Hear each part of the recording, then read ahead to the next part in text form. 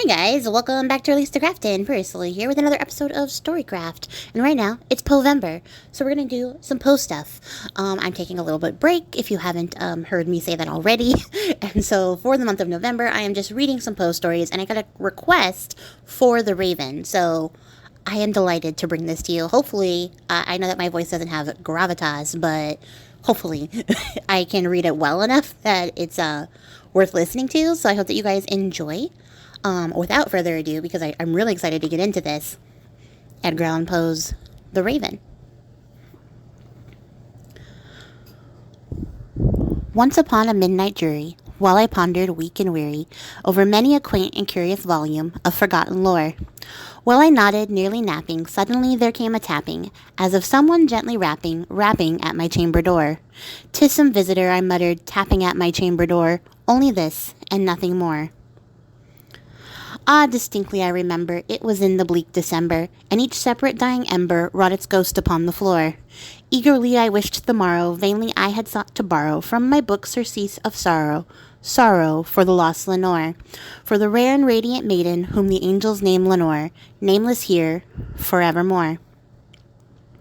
And the silken, sad, uncertain rustling of each purple curtain thrilled me, filled me with fantastic terrors never felt before, so that now to still the beating of my heart I stood repeating, "'Tis some visitor entreating entrance at my chamber door, some late visitor entreating entrance at my chamber door. This it is, and nothing more." Presently my soul grew stronger, hesitating then no longer. "Sir," said I, "or madam, truly your forgiveness I implore. But the fact is I was napping, and so gently you came rapping, and so faintly you came tapping, tapping at my chamber door, that I scarce was sure I heard you. Here I opened wide the door, darkness there, and nothing more." Deep into that darkness peering, long I stood there wondering, fearing, doubting, dreaming dreams no mortal ever dared to dream before. But the silence was unbroken, and the stillness gave no token, and the only word there spoken was the whispered word, "Lenore." Thus I whispered, and an echo murmured back the word, "Lenore." Merely this, and nothing more. Back into the chamber turning, all my soul within me burning, soon again I heard a tapping, somewhat louder than before. "Surely," said I, "surely that is something at my window lattice. Let me see then what thereat is, and this mystery explore. Let my heart be still a moment, and this mystery explore. 'Tis the wind, and nothing more."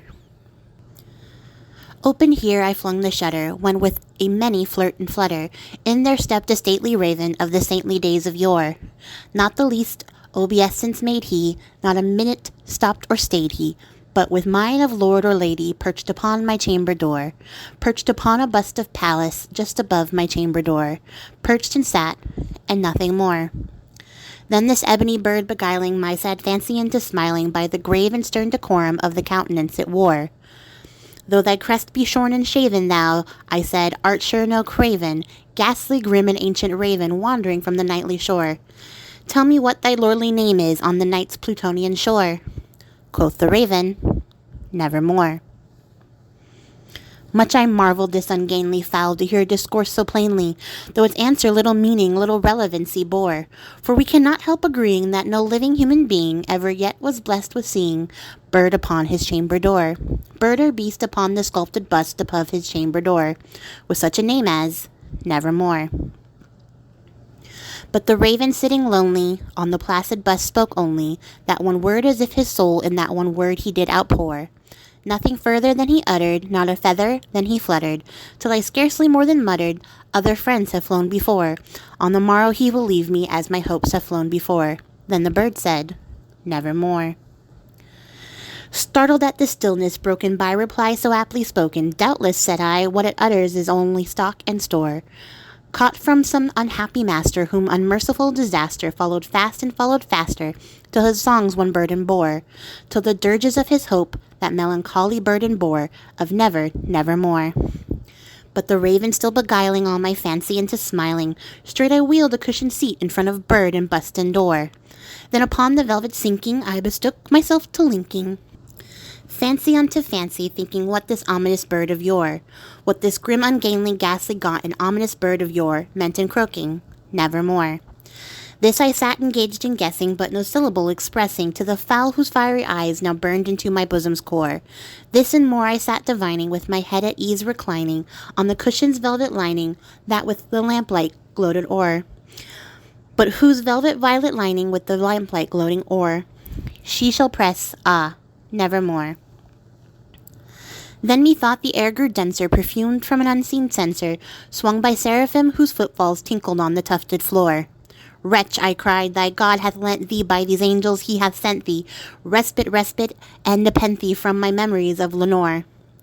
Quaff, oh quaff this kind nepenthe, and forget this lost Lenore, quoth the raven, nevermore. Prophet, said I, thing of evil, prophet still, if bird or devil, whether tempter sent, or whether tempest tossed thee here ashore.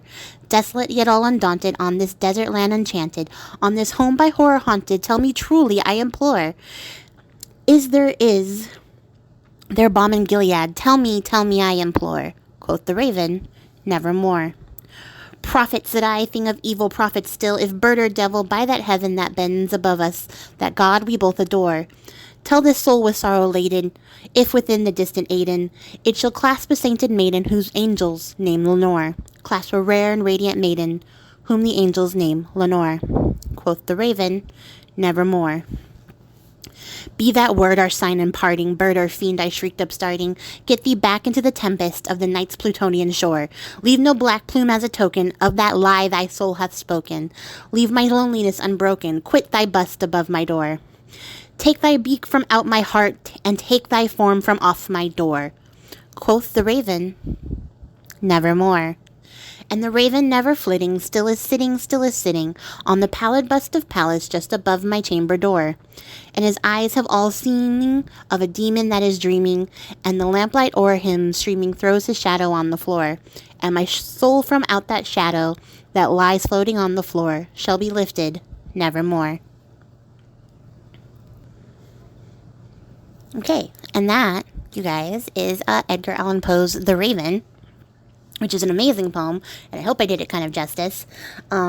Interestingly, it's kind of speculated that he wrote the poem initially sometime between 1842 and 1843, but it wasn't actually published until about January of 1845, and it was published anonymously. And then a month later, it appeared in another paper, this time with Poe's name attached to it. So I feel like he had a little bit of like self-doubt and wasn't sure how it would be received. So he waited to hear the reviews of it being published first anonymously, and then was like, okay, I'm putting my name on this because everybody likes it. I feel like that's what happened there.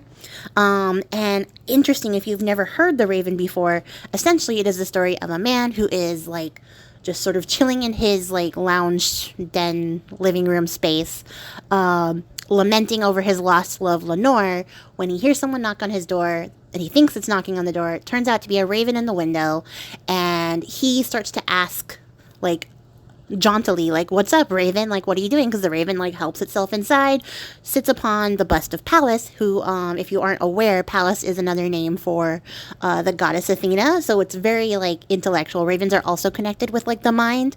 So and messages from the dead, of course. So you have this sort of wisdom, wit symbol sitting on top of the goddess of wisdom, literally. So like that's an interesting thought point. And then to further that, at first he's just sort of like, what's going on? And then the raven says something very cryptic, which is nevermore, and he starts to get like progressively more frustrated.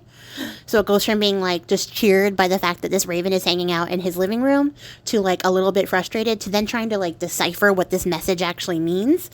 And then he thinks it has something to do with Lenore, so he starts to like entreat the bird for answers, but the bird only repeats one word.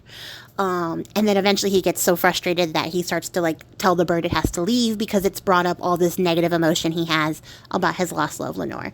And yeah, it's just a really interesting poem, but it's beautifully written. I love it. I think it's really like one of his better works, honestly.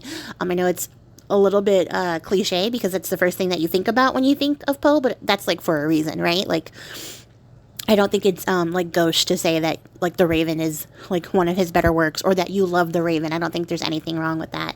But yeah, that's all I have. That's all the thoughts I have on The Raven. If you guys like that, you know, you could give me like a thumbs up. That would be cool. It helps with the algorithm. Or comment. Those also help too. But that's going to be it for me, guys. If you made it to the end of the video, I appreciate your faces, and I'll catch you guys all in the next one. Till then, happy crafting. Bye!